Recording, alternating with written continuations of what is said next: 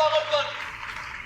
এই জিদের কারণে আজকে বড় বড় আজকে যারা ফ্রিডম ফাইটার তারা দেশকে স্বাধীন করেছে। এই জিদের কারণে ভগৎ সিং আজকে দেশের জন্য লড়েছে। এই জিদের কারণে আজকে ক্ষুদিরাম বোস দেশের জন্য লড়েছে।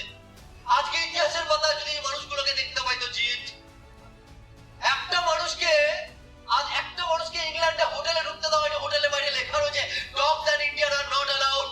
একটা জিদ চলে এসেছে, আমি এর দিয়ে বড় হোটেল বানাবো। আজকে ভারতবর্ষের বুকে ওয়ার্ল্ডের সবচেয়ে বড় হোটেল যার নাম তাজ।